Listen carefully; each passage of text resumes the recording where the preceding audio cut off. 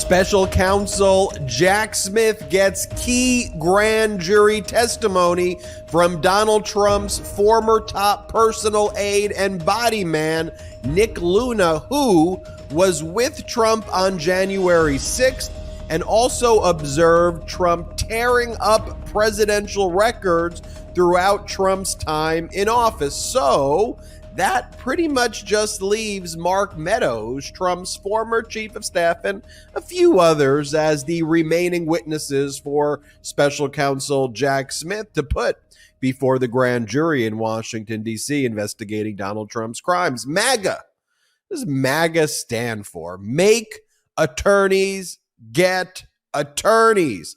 Trump's lawyer, Tim Parlatore, who also testified before the criminal grand jury in federal court in Washington, D.C. back in December of 2022. Well, he resigned this week after Donald Trump went all in on just acknowledging that he stole thousands of government records and he declassified them telepathically, right? He said that during that so-called CNN town hall, and that contradicted statements that Tim Parlatore made to Congress very recently in a letter to the Republican-led House Intelligence Committee, and likely also contradicted what Parlatore said to the federal grand jury.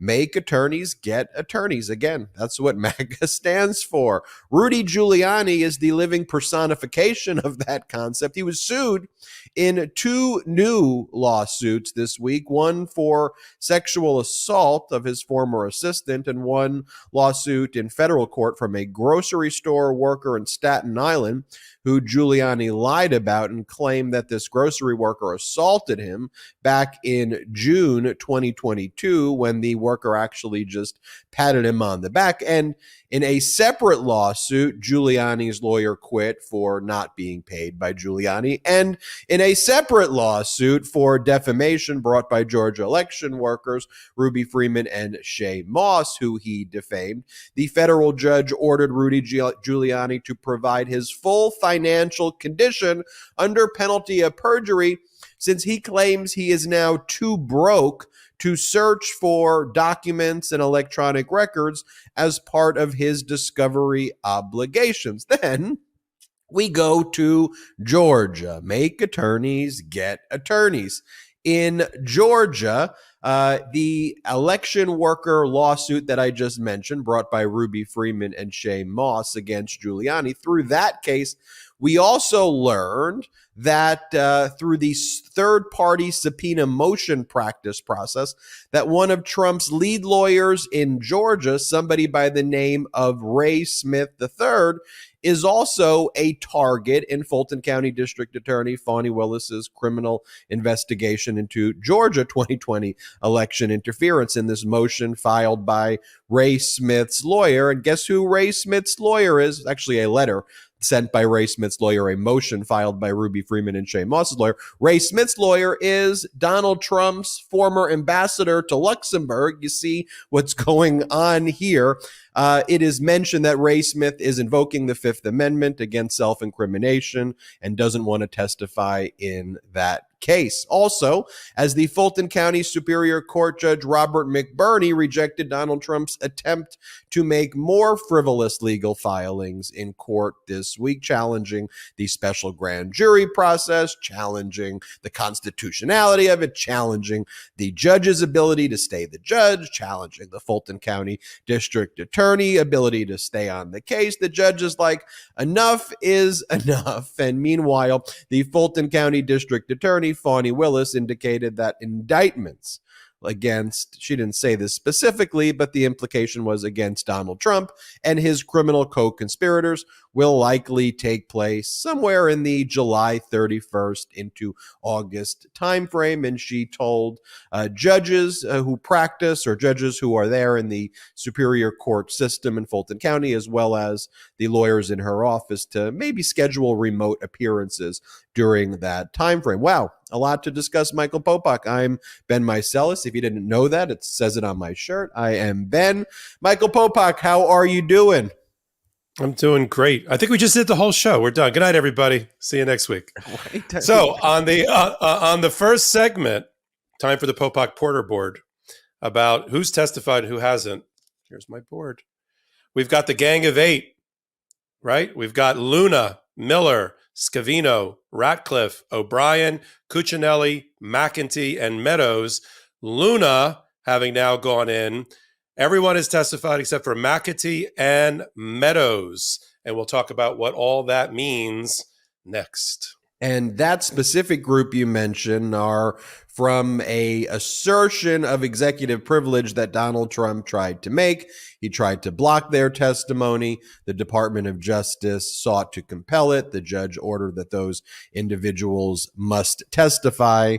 Again, Donald Trump losing that motion, and now all of those individuals, most of them have testified, and we're just waiting on a few. And so as we talk about this episode of Make Attorneys Get Attorneys, as I was doing that intro, I was just reflecting, like, you've got like all these people under investigation, right? Like, or judges have found the crime fraud exception applies, or they've testified before grand juries for their involvement in Donald Trump's alleged criminal schemes. Like, we're talking about Evan Corcoran and Rudy Giuliani, Alina Habba, Christina Bobb, Ray Smith, Joe Tacopina, Sidney Powell, John Eastman, Jeffrey Clark, Boris Epstein, in some form or fashion are under scrutiny by judges or disciplinary authorities or the special counsel.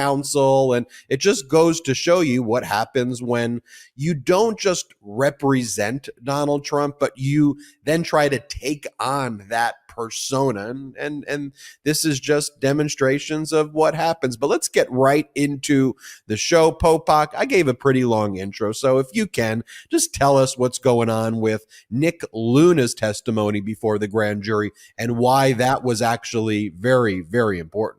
I love this one. I love this particular witness coming in before the grand jury, stripped of all executive privilege. Here's a great picture for those that are watching us of Nick Luna. He was the personal aide to Donald Trump. His job in the White House, they used to call it the valet, and then when they made that politically incorrect, they called it the personal aide. Donald Trump's had a couple of them, but the one that was his aide while Jan 6 was going on was Nick Luna.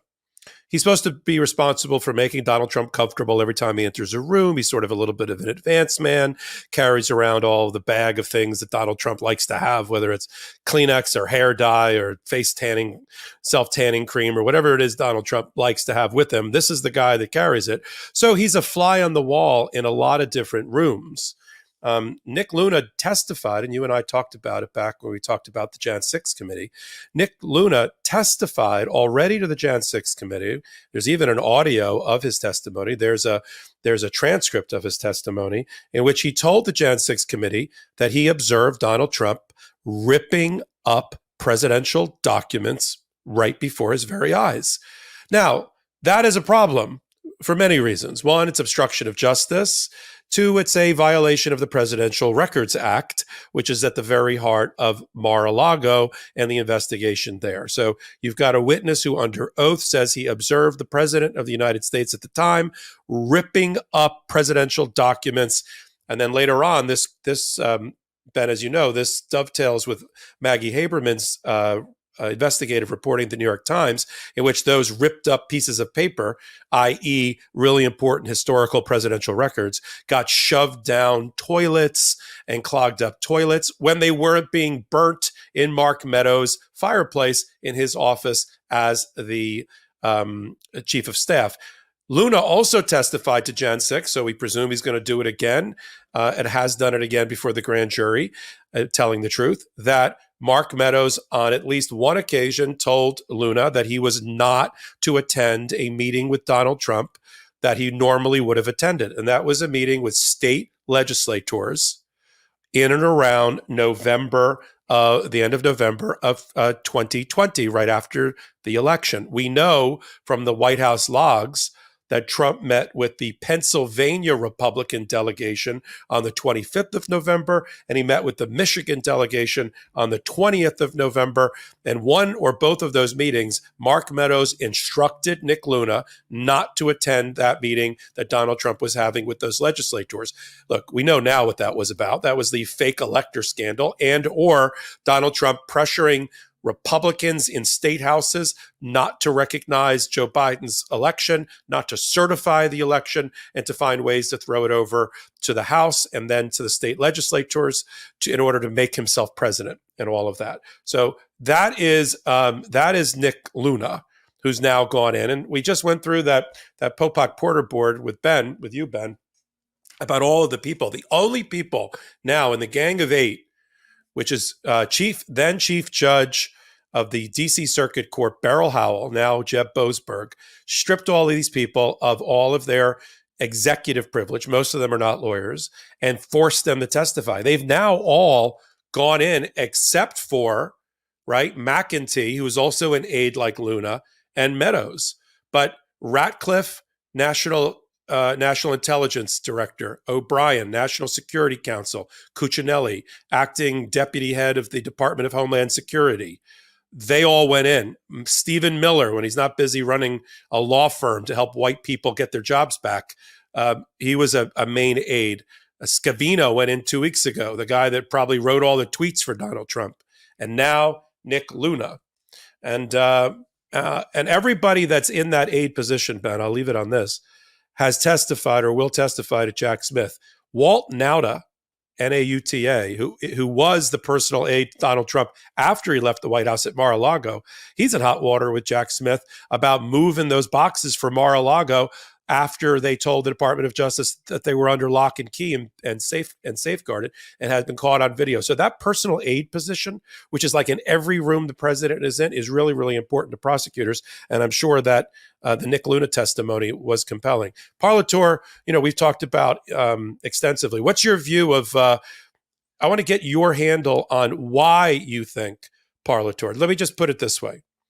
Parlatore was brought in to be the main Mar-a-Lago counsel especially after Evan Corcoran got stripped of his attorney-client privilege under the crime fraud exception, and a finding by then Chief Judge Beryl Howell that he likely participated, or unwittingly at best, in a crime fraud with his client Donald Trump, stripping him of privilege. He had to depart the case and no longer handle it. Parlatore stepped in to be the lead lawyer. The timeline for departure is really weird. I want to hear what you think happened. You've got a letter that Parlatore wrote on his letterhead, along with Jim Trusty, to the Republican House Subcommittee on Intelligence, asking them to take over the Mar-a-Lago investigation and claiming that it was all just a big mistake. It was an accident. They had the rush to move out of the White House. They just overpacked the boxes. Donald Trump had nothing to do with it. And this is all much ado about nothing. That's on the 26th of April. But then 2 weeks later, Donald Trump in the CNN town hall says, no, I took all that stuff. I'm allowed to take it. I took it. I showed it to people, and everything is fine. And then a week or two later, Tim Parlatore says, I'm out. Now, he had testified, Ben, as everybody knows who follows the show, earlier in December. He testified, but with his attorney-client privilege intact, in front of one of Jack Smith's grand juries. Why do you think Parlatore left, and what do you think Jack Smith does with him now? Well, if you go to the Parlatore letter, it is on the Parlatore letterhead, not the Jim Trusty letterhead. And it wasn't just Jim Trusty who signed it. It was basically all of the various Trump lawyers signed that letter.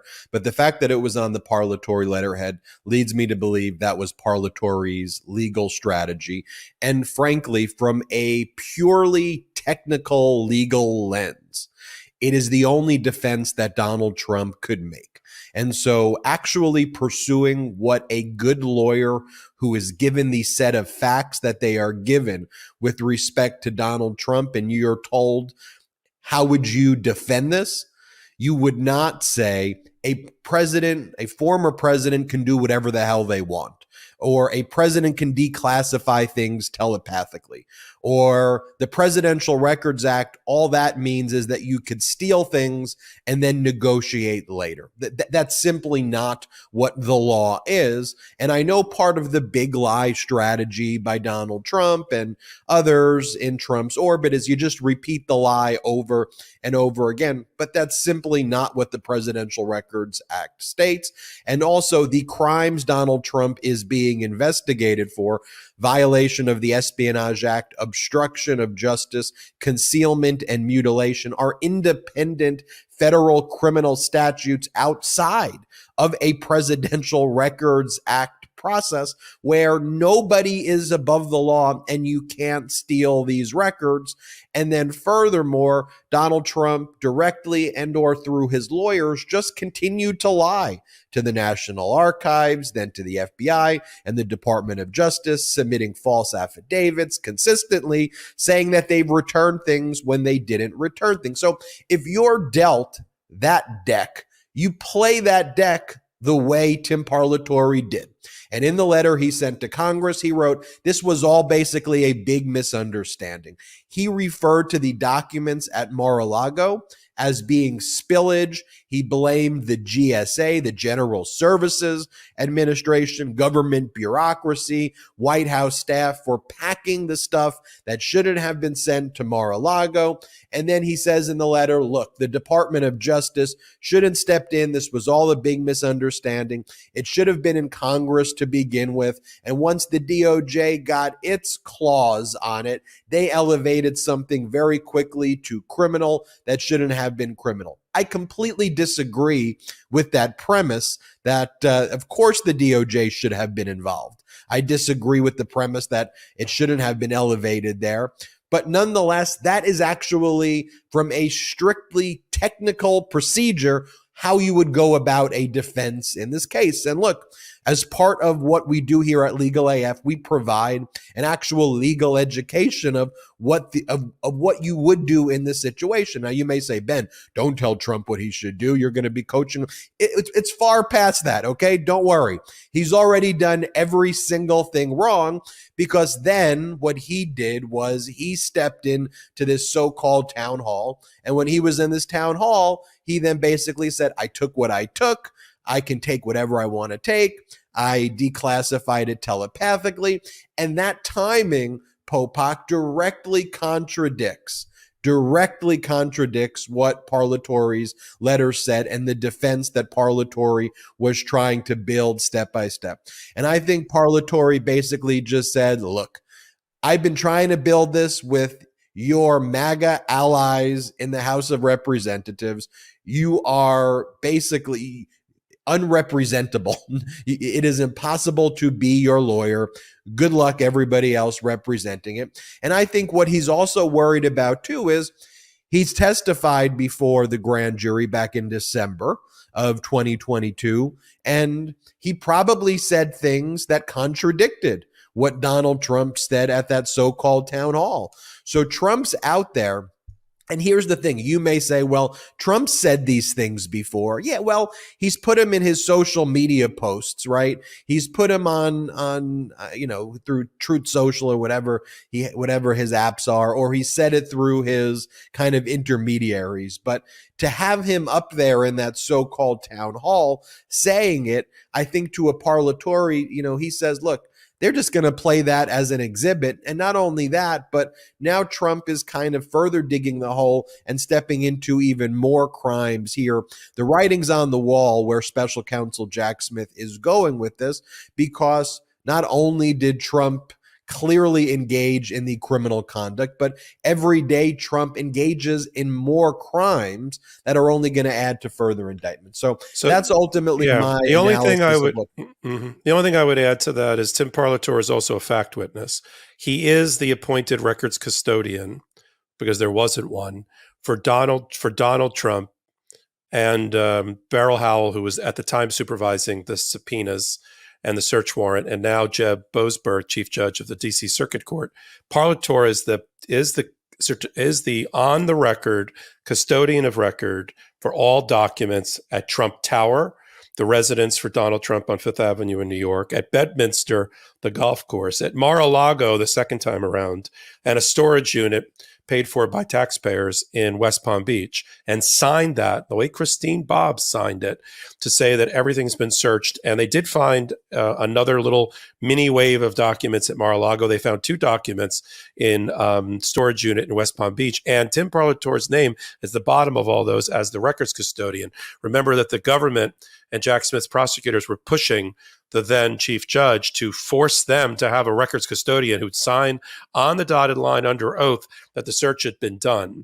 And I'm wondering now if Tim Parlatore is having second thoughts, having made himself not just the lawyer, but also crossed over to becoming a fact witness, much the way that Alina Habba became a fact witness when in New York, she had to go to Mar-a-Lago right in the middle of just prior to the search warrant being executed, to go search through Donald Trump's desk for things responsive to the civil fraud case by Letitia James. You know, this is another theme. The one theme that you've brought forward in our intro is make attorneys get attorneys. The other theme is, if you're a lawyer, try to not be a fact witness in your client's own case, because it will only get you in trouble. And Donald Trump, though, makes that impossible because most criminals, once they're caught and they hire the criminal defense lawyer, they kind of stay a bit quiet with it, right? They kind of shut it down while they're being represented. Donald Trump is engaged in an insurrection right now. Donald Trump each and every day is trying to overthrow our democracy. He's trying to destroy our economy. He's still trying to cuddle up with foreign authoritarians who wish disaster upon our nation, and that's what makes him unrepresentable. I want to give one more piece of context, and then we got to go on to Rudy Giuliani. You mentioned for a brief moment Stephen Miller's America First Legal. We've gotten a lot of comments about that because it has the letters AF in it. Let's be clear, Stephen Miller is not a lawyer. He's created an organization called the AFL, which has a very official sounding title to it. And what they do is precisely what you said earlier, Michael Popok, which is they just file basically EEOC letters, which isn't even filing. They send letters for a group of people who claim that they hate what the government does. They send a letter to the government because it's all performative, because it's actually going nowhere, to the Equal Employment Opportunity Commission. And they write letters targeting corporations which they claim are too woke. And so what they'll do is they'll look for websites of corporations that talk about initiatives to promote women executives or to promote diverse candidates. And then they'll send letters to the EEOC saying that that constitutes discrimination against white males. Then they will put out press releases saying that they've instituted a federal civil rights action against M&M's or Bud Light or BlackRock, or you name the organization, they've probably brought one of these. And then they use their right-wing propaganda media echo chamber in the Murdoch entities, the Post and Fox, to start writing about federal civil rights case brought against Mars for M&M, blah, blah, blah, blah, blah. And then that becomes a culture war du jour of the day. And so I wanted to highlight those tactics here. I also want to highlight, of course, what Rudy Giuliani is now going through, and rightfully so, for his abhorrent conduct. We will talk about the 4 separate lawsuits that Rudy Giuliani was involved in just this week alone, with 2 of those being new lawsuits brought against Rudy Giuliani. Let's take a quick break. Your pet's a member of the family. My Lily certainly is. Don't feed them like they're in the doghouse. Give them Nom Nom. Nom Nom delivers fresh dog food with every portion personalized to your dog's needs, so you can bring out their best. Nom Nom's made with real whole food you can see and recognize, without any additives or fillers that contribute to bloating and low energy. That's because Nom Nom uses the latest science and insights to make real good food for your dogs. Their nutrient-packed recipes are crafted by board-certified veterinary nutritionists, made fresh and shipped free to your door. Nom Nom's already delivered over 40 million meals to good dogs like yours, inspiring millions of clean bowls and tail wags. I love my dog so much and feel better giving her better nutrition. And my dog loves the food and other benefits they've seen. Plus, Nom Nom comes with a money-back guarantee. If your dog's tail isn't wagging within 30 days, Nom Nom will refund your first order. No fillers, no nonsense, just Nom Nom. Go right now for 50% off your no-risk 2-week trial at trynom.com/legalaf. Spelled try, NOM.com/legalaf for 50% off. Trynom.com/legalaf. Welcome back to Legal AF. Ben Meiselas here. We are live. I'm joined by Michael Popok. Popok, a busy week for Rudy Giuliani. Earlier in the week, there was a sexual assault lawsuit brought under the New York Adult Survivors Act, the same statute that was brought by E. Jean Carroll, or utilized by E. Jean Carroll in the case that she prevailed on in the federal case against Donald Trump. And then later, this ShopRite employee, a grocery store employee from Staten Island, brought a lawsuit against Rudy Giuliani. And in addition, Rudy Giuliani was embroiled in other federal actions, a federal court appearance in Washington, D.C. before Judge Beryl Howell, and one of his lawyers resigning, saying that the lawyer was not getting paid, a common theme within MAGA. Popok, can you break down everything going on in Giuliani? You know, couldn't happen to a better disgraced former America's mayor and top attorney in New York. I don't know what's happened. I'm going to make a point of personal exception here. I grew up in New York. I'm younger than Rudy Giuliani, but I watched him with great respect when he was the U.S. attorney in New York, when he was America's mayor after 9/11. I don't really know what's happened to this gentleman, but his fall from grace has been both stunning and just has gone down to rings of hell that I didn't even know existed. And here's a perfect example of this week. He's got not one, but 2 lawsuits filed against him, and he's in hot water in 2 separate other existing defamation cases brought by federal poll workers who he defamed as part of Trump's master plan to get back into the office and to cling to power.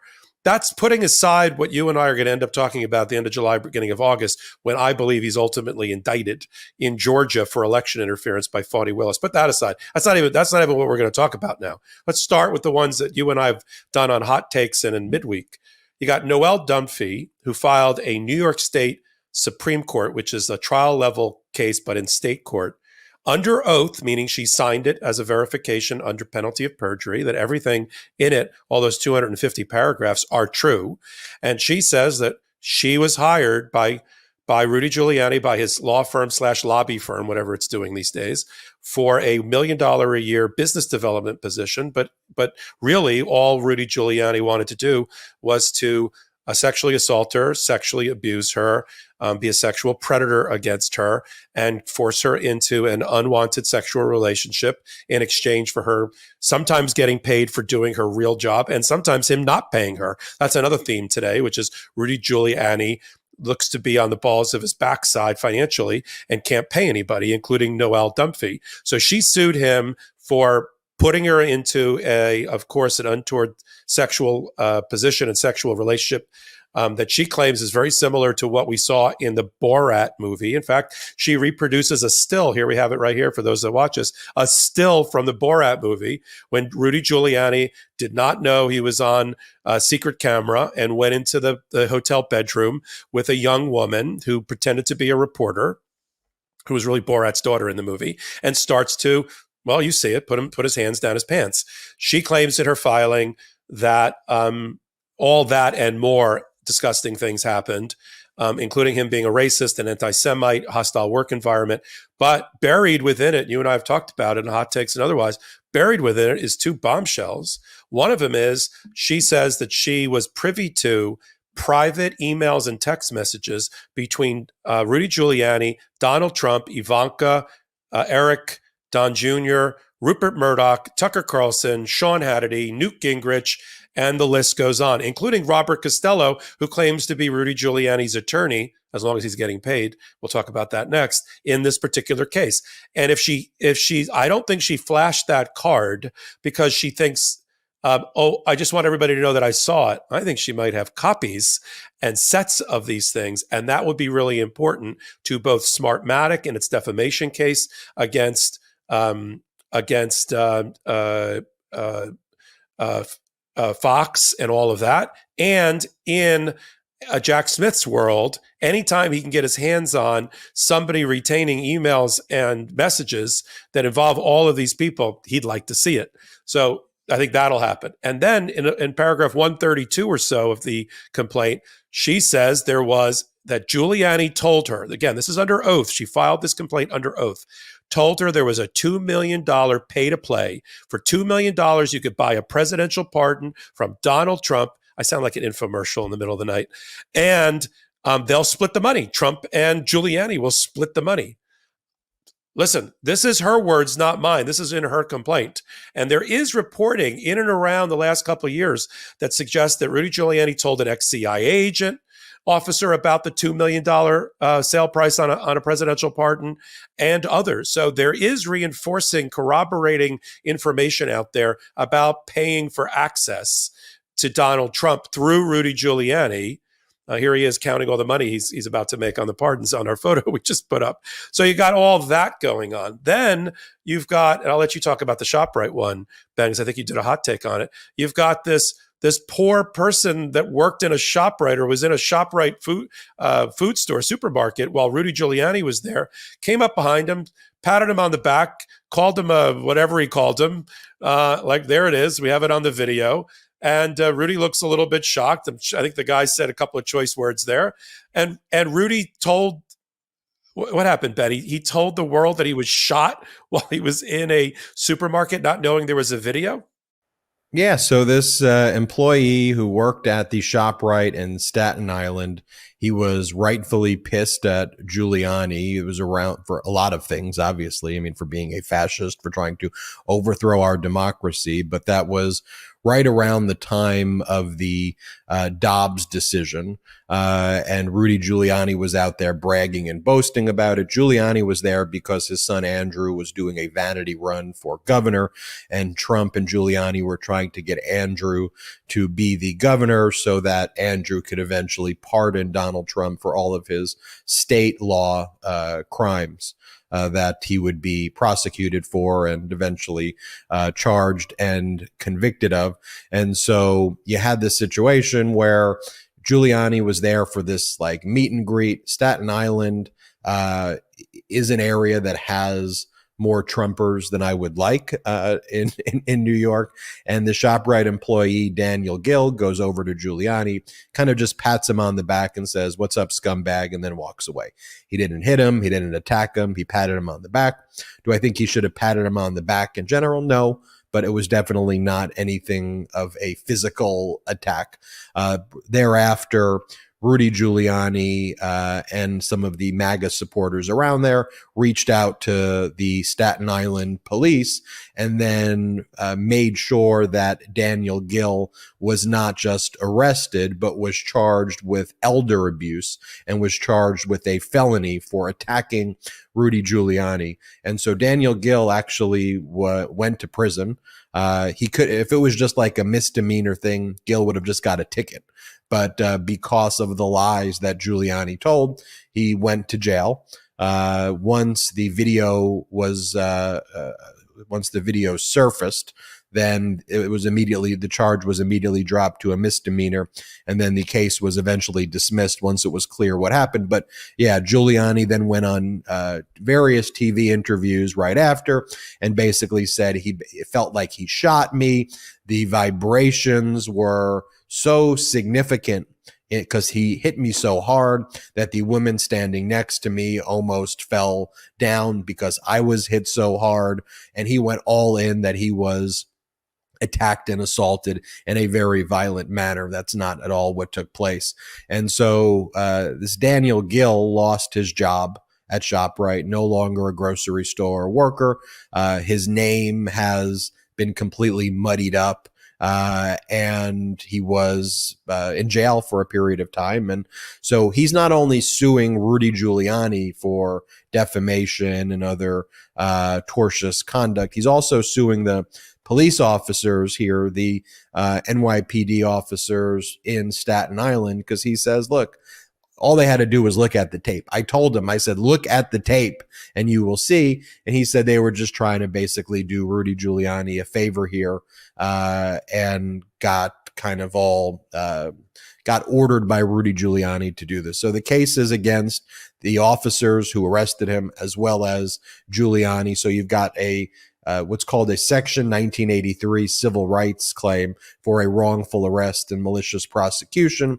And then you've got a conspiracy charge against Rudy Giuliani for aiding and abetting that. And then you have these other state law claims against Rudy Giuliani for essentially defaming him. So that's that case. And then, of course, we see Rudy Giuliani, and I'll pass it back to you, Popok. It's like basketball right now. We'll pass each other the ball right here. Then Rudy Giuliani. So we learned that Rudy Giuliani's lawyer in another case he's being sued for is resigning, saying Giuliani's not paying the bills. And then there's another federal case involving Ruby Freeman and Shay Moss, who sued Giuliani for defamation in Washington, D.C., where Giuliani has not participated in the required discovery. They sent him document requests, turn over records, and Rudy Giuliani's response is, all of my records are in the possession or were in the possession of the DOJ and FBI when they executed a search warrant. I've been given a forensic copy of what they took from my offices, but I'm too broke to be able to access that. I think he claims he's in arrears close to $300,000 with the electronic discovery company that now controls the forensic image of his of the various documents that he has. And he says he can't even afford to have them run future searches. So tell us, what did Judge Beryl Howell do there? Yeah, let's start with that one. Then we'll go to Bruce Castor, who used to be Donald Trump's impeachment lawyer, bailing out on Rudy Giuliani in another election worker defamation case in Philadelphia. Oh, we have it up there. I'll start with that one. So Bruce Castor, people remember him. There were two guys that defended Donald Trump during the second impeachment. You really have to keep track of all the impeachments and criminal prosecutions of Donald Trump. It was him and another guy named David Schein, who also represented Steve Bannon. This was the taller of the two gentlemen. And he's the Philadelphia, or suburbs of Philadelphia, Republican right-wing lawyer. He claims that Rudy Giuliani, in the case that was brought by Mr. Savage, a election worker who Rudy Giuliani attacked wrongfully, falsely, as being involved in some voter election fraud to flip votes from Biden from Trump to Biden. He claims that Rudy Giuliani is not cooperating with him in terms of setting depositions or providing information, so he can't provide counsel to a client that's not cooperating. And secondly, he was never supposed to be the lawyer. He was supposed to be the local counsel. Some Texas lawyer, unnamed, was supposed to come in for Rudy Giuliani, who never did. I could kind of think of what Texas lawyer is out there. I can think of a couple of them that are that have bar license problems, and that there was supposed to be a litigation fund that was raised for Rudy Giuliani's defense of these cases, and that didn't show up. So Rudy hasn't paid him, and he successfully got the court in Philadelphia to grant his motion to withdraw and take him out of the case. So as of right this minute, in that defamation case in Philadelphia, Rudy Giuliani has no representation. And Philadelphia and Pennsylvania, as people may recall, is really important to things related to Rudy Giuliani because he lost his New York bar license. He got suspended because of his actions in Pennsylvania in trying to overturn improperly the election. So you got all that going on. Then fast forward, this show should be the one degree of separation or 1 degree of Rudy Giuliani, because everything kind of relates back to him. Ruby Freeman and Shay Moss, the mother-daughter plaintiffs, who were just election workers doing their civic duty, working in Fulton County and State Farm Arena, counting votes, and got attacked and accused by Sidney Powell, Rudy Giuliani, Donald Trump himself, claiming that they were bringing in fraudulent ballots in favor of Joe Biden and feeding them into the machine to be vote counted, when all they were doing is proper procedure for taking ballots that were counted and putting them in a locked case underneath their desk. It wasn't a secret suitcase, which Rudy Giuliani told the world on network and cable news that was something untoward about it. They were following proper procedure. But these two poor women got doxxed mercilessly and attacked by MAGA, so much so that they needed police protection, which the Judge Beryl Howell, used to be the chief judge at D.C. Circuit Court and now just a regular trial judge, acknowledged in the order that she the order where she denied Rudy Giuliani's motion to dismiss this defamation case. So the other defendant in the case, One America Media, which is some right-wing news channel that I don't watch, they already got out of the case, paid Ruby Freeman and Shay Moss a undisclosed settlement amount, apologized on their network to them for the false reporting, but Rudy's still digging in. And he currently has a lawyer, even though he lost the one in Philadelphia. He currently has a lawyer for D.C., and Judge Beryl Howell has sort of had enough with all of the shenanigans and foot dragging and bad faith in the discovery process that Rudy Giuliani has exhibited. His refusal to schedule depositions, coming up with excuses for why he couldn't attend. He's sick one day. He's got to go to the chemical spill in Ohio another day. Judges had it. He's also not been producing properly emails, WhatsApp messages, and other documents. And the discovery is about to close in that case. There's a deadline the court set for third week in May to shut the door on discovery so that the case can go to trial. But the plaintiff, understandably, is not ready because of things like Jenna Ellis avoiding being served with her subpoena for a deposition, Rudy Giuliani refusing to sit for a deposition. Somebody we'll talk about later, which is another lawyer for Donald Trump and the deposition they want to take of him. So Beryl Howell said, you know what? We're going to do an evidentiary hearing in my courtroom, and I want Rudy Giuliani in my courtroom. And that was just a day or so ago. And I think it was yesterday. And in that courtroom, which is very unusual, just for people that like to follow our kind of Legal AF Law School Academy, generally, lawyers go to conferences about discovery abuse or discovery sanction, not the clients. She ordered Rudy Giuliani to appear in person, not by video. He showed up, and this was a 3-hour hearing.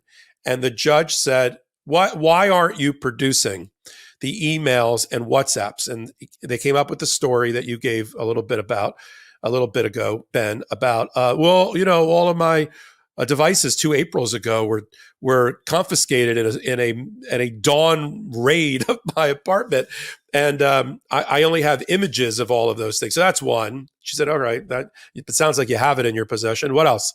She says, "It's really expensive for me to go through all of my servers and documents and devices, and there's an outside service, but they want $320,000." And she's like, "Okay," and I don't have the money, and literally pled poverty. Because the judge recited those words in her courtroom and said, I am impoverished and I can't pay for that. And she said, basically, I don't believe you at your word.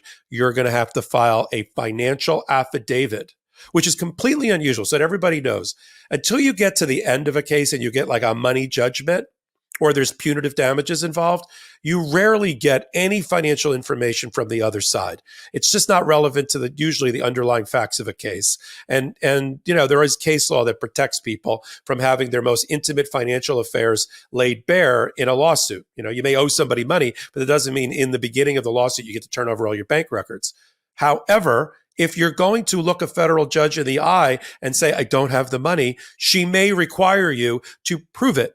So now, Ben, he's got to do this whole X-ray process where he has to reveal everything about his financial affairs, how much he's owed, how much he owes, who owes him money, who does he owe money to, what happened in his divorce with Judy Nathan. Where is your money? And why don't you have 320? So this completely backfired for him. I'm sure off the seat of his pants, he decided to BS the tap dance in front of the federal judge and say, I just can't afford it, and didn't expect her to turn back on him and say, prove it. sworn affidavit, all your finances now. I know he wasn't expecting that. He was grumbling outside the courtroom, but he's now going to have to comply. He's not going to be able to appeal that. That's not really an appealable order. So Rudy doesn't have money to pay his lawyer in Philadelphia. Rudy's looks like has very little money, but if he lied to that federal judge, and this is where he's got a problem. He's so used to like double talking. If he lied to her, and he doesn't disclose every bank account, stock account, real estate owned, and all of that, and his debts, as if he were like a bankrupt person filing a bankruptcy petition. And she catches that he misled her in court about the amount that he really has available to pay for these things. He's in serious crap, including contempt, civil contempt, or criminal contempt. I mean, as much as we have issues with Rudy Giuliani, I pray for him that he didn't just lie to the federal judge about his finances. Well, I don't pray for him there, and I'll leave you with this final thought on this topic before moving on to what's going on in Fulton County, Georgia, which is very frequently on this show and throughout the MeidasTouch network, we talk about how a legal strategy for Trump or a Giuliani backfires.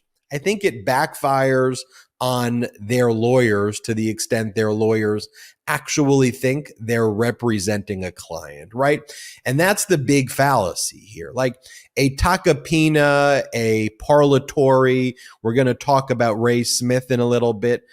To the extent they think they're representing a client, they are not in Donald Trump.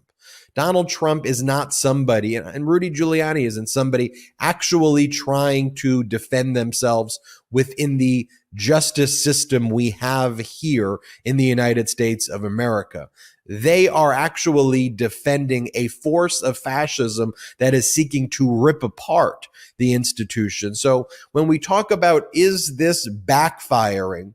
What if I give you this hypothesis, which is that the very plan is to lose, claim victimhood, and then try to galvanize the cult to rip down the system. That the very essence of MAGA is being a victim, is being a loser, and trying to coalesce a coalition of fascist-leaning losers to try to rip apart, fiber by fiber, this great justice system we have here. And when I think about what also went down this week, where you have Jim Jordan, who is not even a licensed lawyer running the Judiciary Committee in the House of Representatives.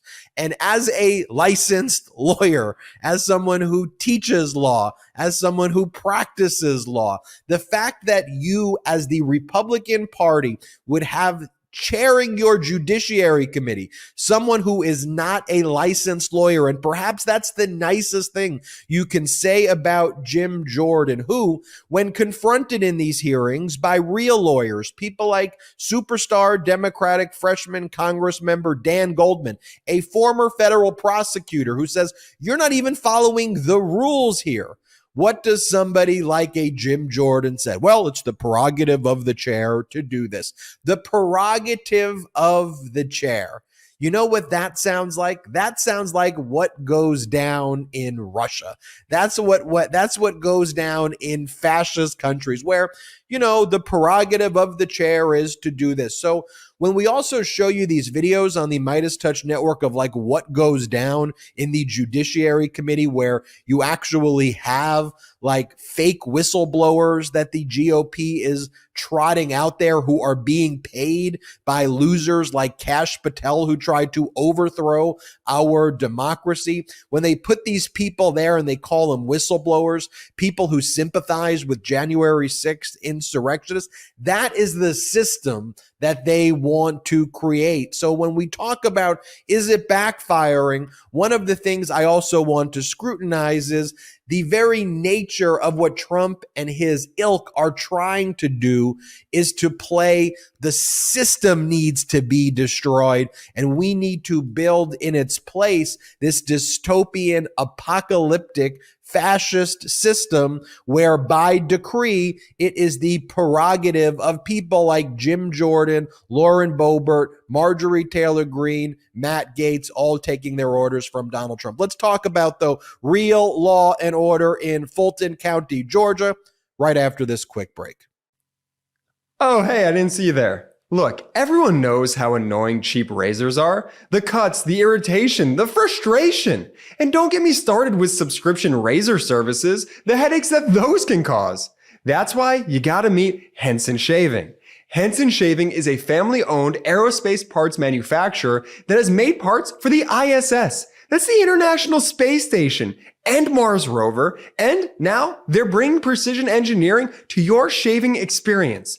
Razor blades, they're like diving boards. The longer the board, the more wobble. The more wobble, the more nicks, cuts, and scrapes. A bad shave, it isn't a blade problem. It's an extension problem. By using aerospace-grade CNC machines, Henson makes metal razors that extend just 0.0013 inches, which is less than the thickness of human hair. That means a secure and stable blade with a vibration-free shave. It gets better. The razor has built-in channels to evacuate hair and cream, which makes clogging virtually impossible. Seriously, Henson Shaving wants the best razor, not the best razor business. That means no plastic, no subscriptions, no proprietary blades, and no planned obsolescence. The Henson razor works with standard dual-edge blades to give you that old-school shave with the benefits of new-school tech. Once you own a Henson razor, it's only about $3 to $5 per year to replace the blades. My first shave with the Henson razor was incredibly refreshing. The design is sleek and the durability is top-notch. The Henson razor is truly so much better than your run-of-the-mill quote-unquote traditional razor brand. And the affordability factor is absolutely game-changing. No more wasting your money on expensive blades. With Henson Shaving, you can get a year of blades for just $5. Okay, so this is what you have to do. It's time to say no to subscriptions and yes to a razor that'll last you a lifetime. Visit hensonshaving.com/legalaf to pick up the razor for you and use our code LEGALAF and you'll get 2 years worth of blades free with your razor. Just make sure to add them to your cart. That's 100 free blades when you head to hensonshaving.com/legalaf and use code LEGALAF. This podcast is sponsored by Miracle Made Sheets. Whether you want to get more fit, be a better parent, or get more done at work, there is one thing that will help, and that's better sleep. With Miracle Made Sheets, you can tap into the power of self-cooling temperature regulation, which has been shown to improve deep sleep quality by over 20%. Using silver-infused fabrics originally inspired by NASA, Miracle Made Sheets are thermoregulating and designed to keep you at the perfect temperature all night long, so you get better sleep every night. These sheets are infused with silver that prevent up to 99.7% of bacterial growth, leaving them cleaner and fresher 3 times longer than other sheets. No more gross odors. Miracle Sheets are luxuriously comfortable without the high price tag of other luxury brands and feel as nice, if not nicer, than bed sheets used by some 5-star hotels. Stop sleeping on bacteria. Clean sheets mean less bacteria to clog your pores and fewer breakouts and other skin problems. Go to trymiracle.com/legalaf to try Miracle Made Sheets today. And with Mother's and Father's Day right around the corner, this is the perfect way to give someone you love the gift of better and more luxurious sleep. Save over 40% and be sure to use our promo code LEGALAF at checkout to save even more and get 3 free towels. Miracle is so confident in their product, they backed it with a 30-day money-back guarantee. So if you aren't 100% satisfied, you'll get a full refund. Upgrade your sleep with Miracle Made. Go to trymiracle.com/legalaf and use the code LEGALAF to claim your free 3-piece towel set and save over 40% off. Again, that's trymiracle.com/legalaf to treat yourself. Thanks again to Miracle Made for sponsoring this episode. Welcome back to Legal AF. Ben Meiselas, joined by Michael Popok. We inch closer as we approach this summer, Michael Popok, to the indictments in Fulton County, Georgia, that we have been talking about here on Legal AF for some time.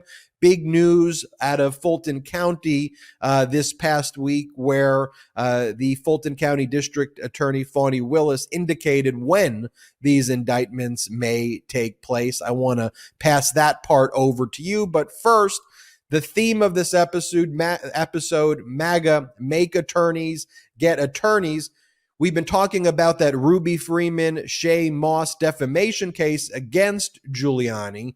And one of the things that Ruby Freeman and Shay Moss's lawyers are trying to get in discovery is also the deposition of someone by the name of Ray Smith III. Ray Smith III was Donald Trump's lead lawyer in Georgia, filing all of those frivolous Georgia lawsuits for Donald Trump.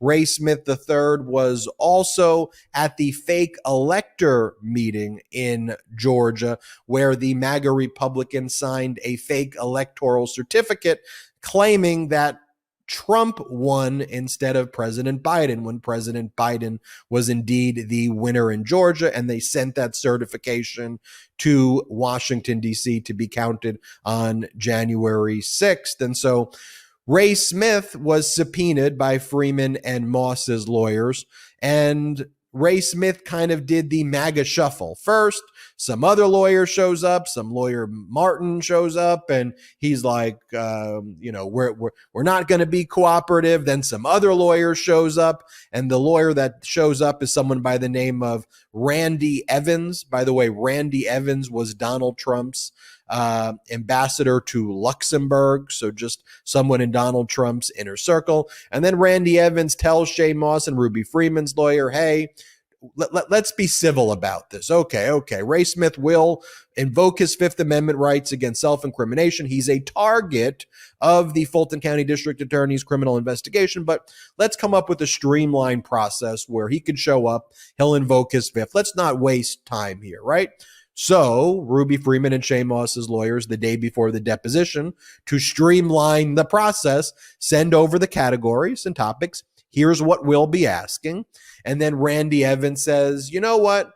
Actually, Ray Smith is not going to be showing up anymore. These topics are way too broad, and there's no way he's going to, sit there and endure such questioning and have to invoke the Fifth. So Ruby Freeman and Shay Moss's lawyers filed a motion with the court saying, look what's going on here. That's how we learn that Ray Smith, another Trump lawyer, make attorneys, get attorneys, is under criminal investigation by Fulton County District Attorney Fani Willis. Popok, anything you want to add regarding Ray Smith? And then tell us what we've learned about the timing of the Fulton County District Attorney filing of an actual the criminal case against Donald Trump and co-conspirators. Ray Smith III is a bad man. He was very, very active, which is why he's in the crosshairs of Fani Willis's investigation. I don't know about witness target, somewhere in the middle. That sounds like he's between a rock and a hard place. I think he's a target.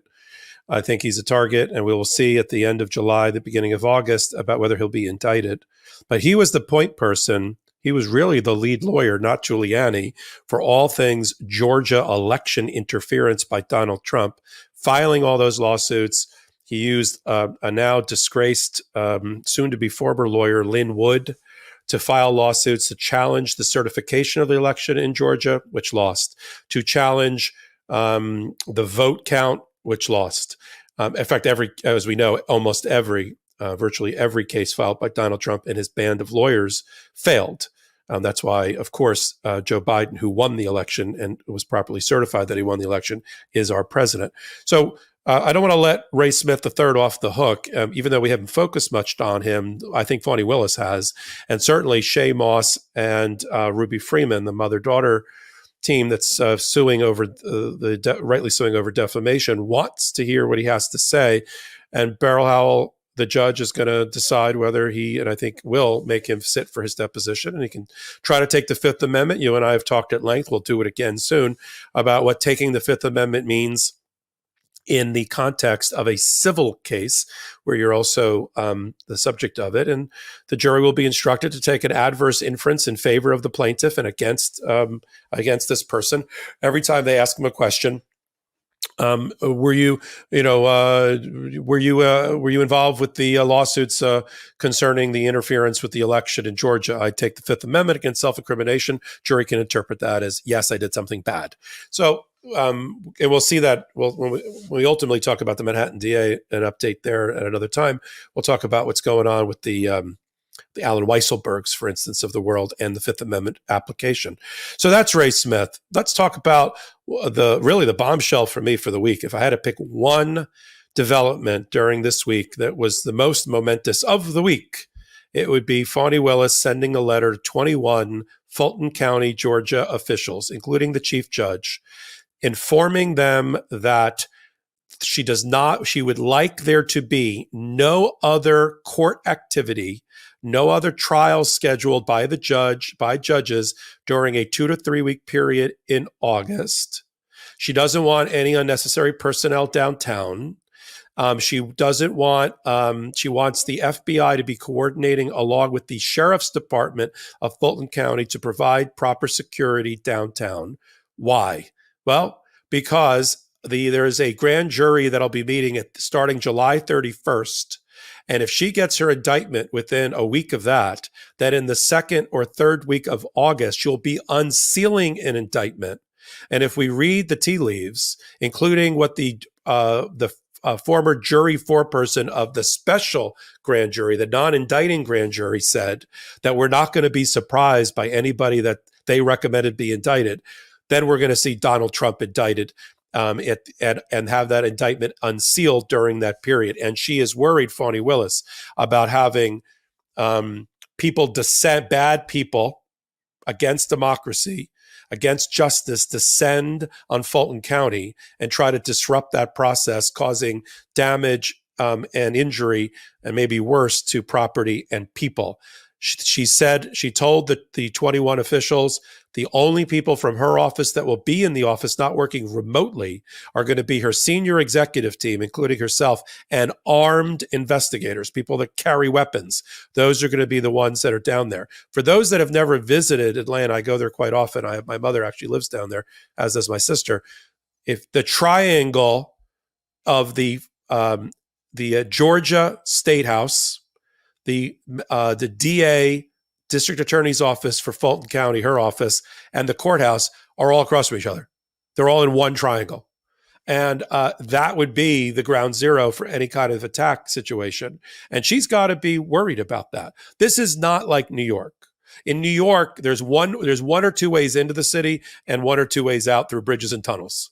And the New York City Police Department is one of the finest in the world in terms of surveilling problems. You know, they rival most other countries' FBIs or CIAs.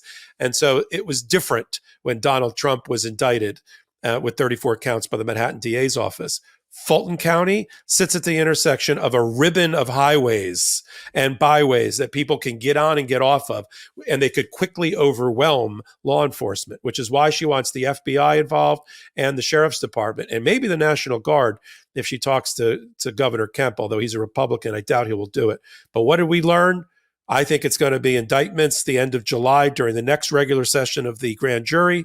And then she unseals those indictments in the middle of August, and people that we have been talking about at length for the last 2 years, Rudy Giuliani, Mark Meadows, and Donald Trump himself, I think are likely to be indicted under this conspiracy theory and RICO conspiracy theory that you and I have talked about at length.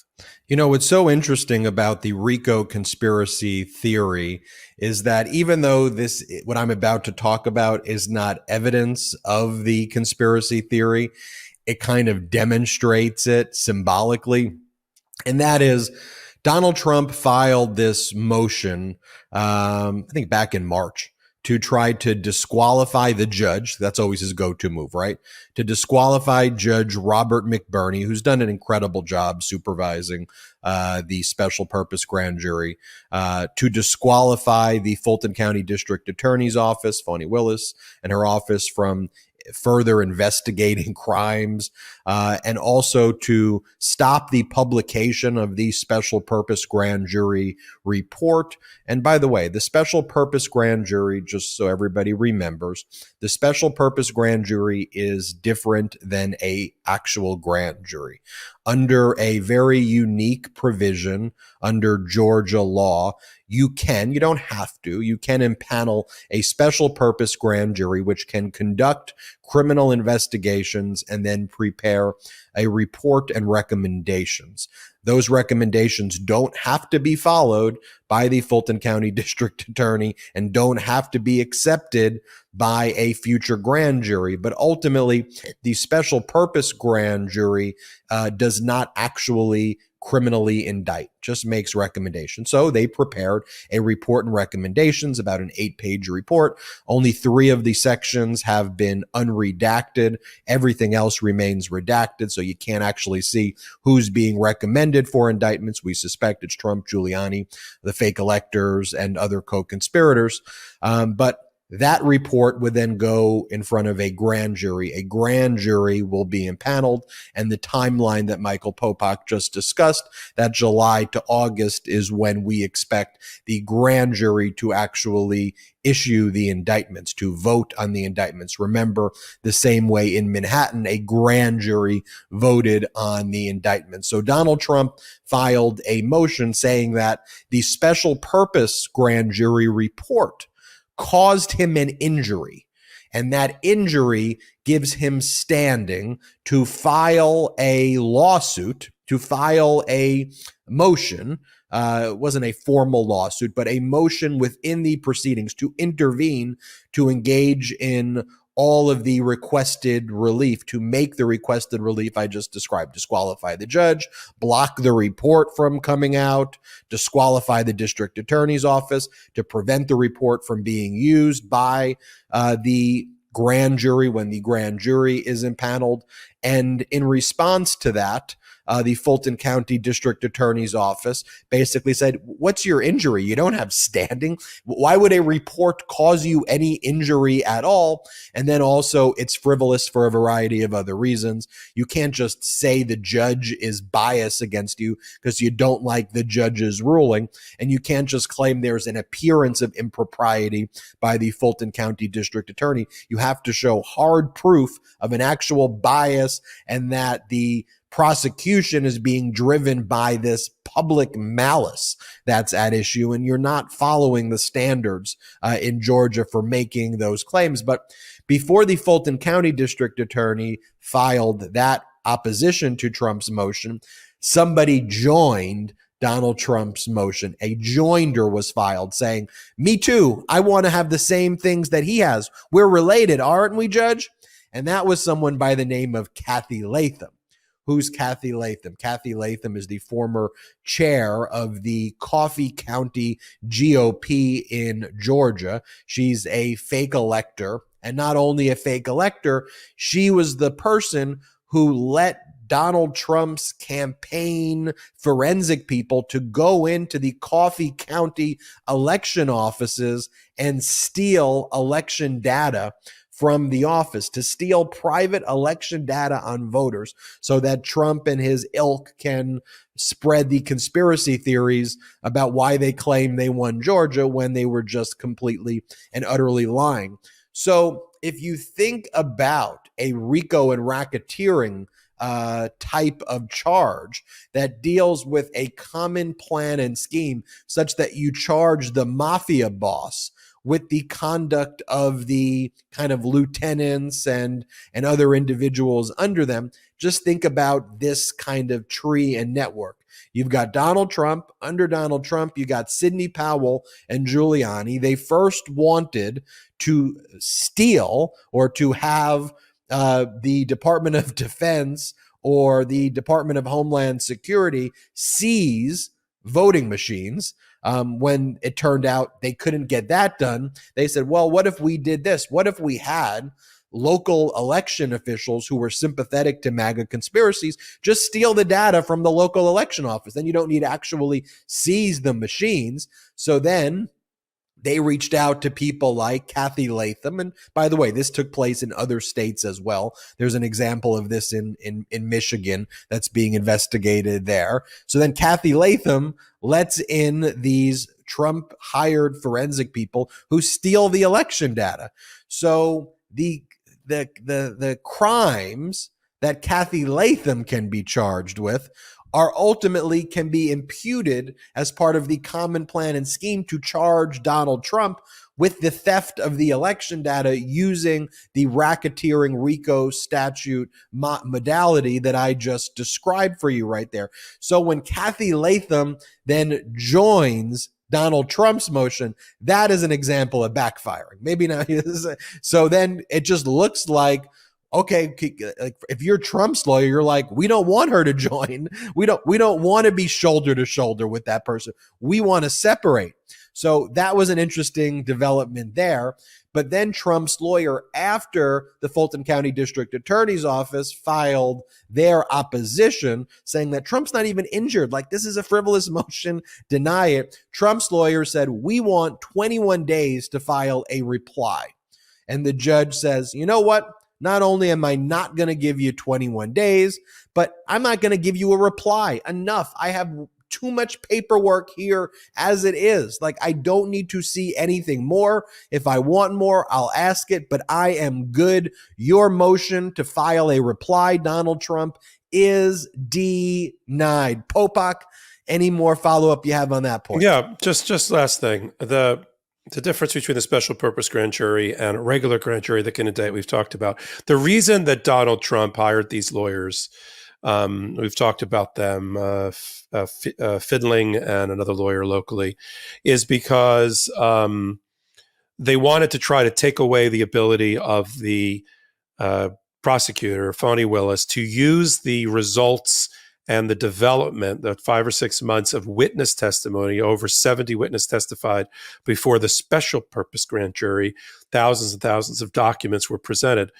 And she's allowed, under a unique aspect of Georgia law that allows hearsay to be brought into the regular grand jury, different than in New York, where you can't have hearsay. You have to have witnesses with knowledge testify live.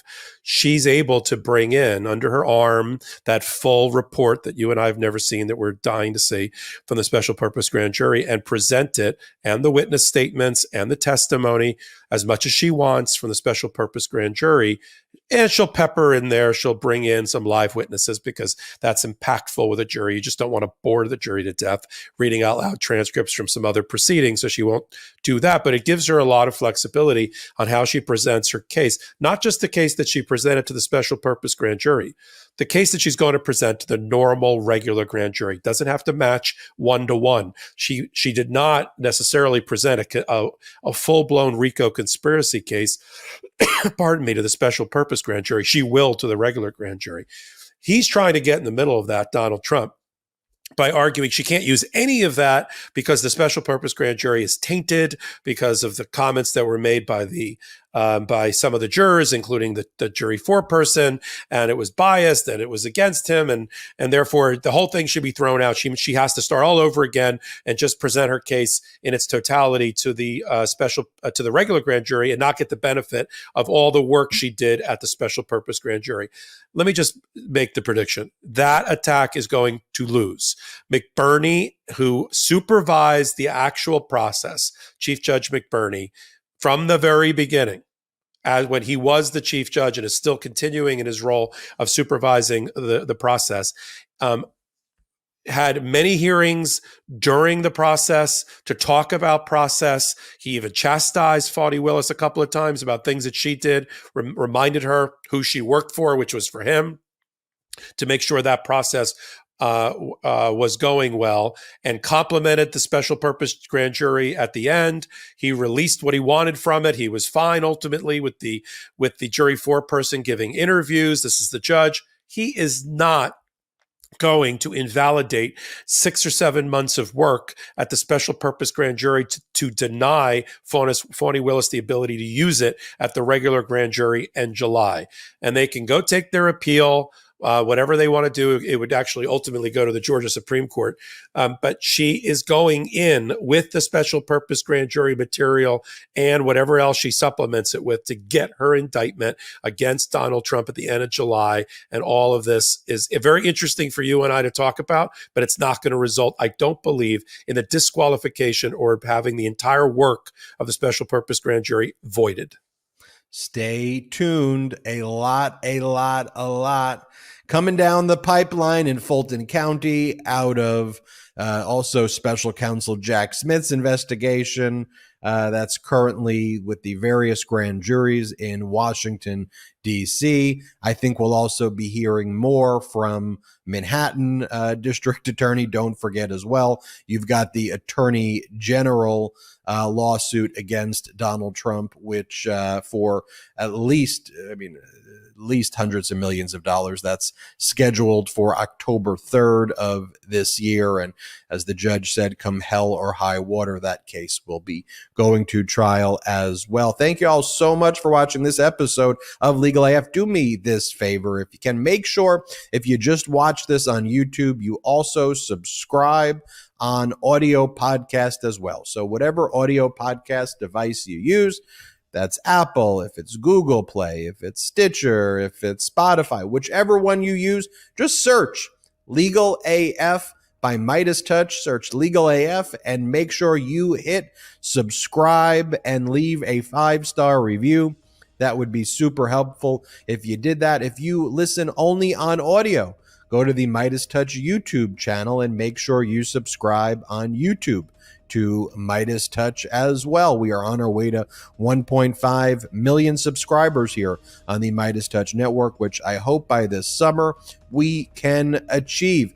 Want to thank all of the legal AFers out there. Oh, by the way, go to store.meidastouch.com for the best pro-democracy gear and legal AF gear. All the legal AFers, thank you so much. All the Meidas Mighty, thank you so much. None of this is possible without you. Michael Popok and I are so grateful for everything you do to protect, preserve, and defend our democracy. Share Legal AF with friends, family, coworkers, colleagues, anybody you know.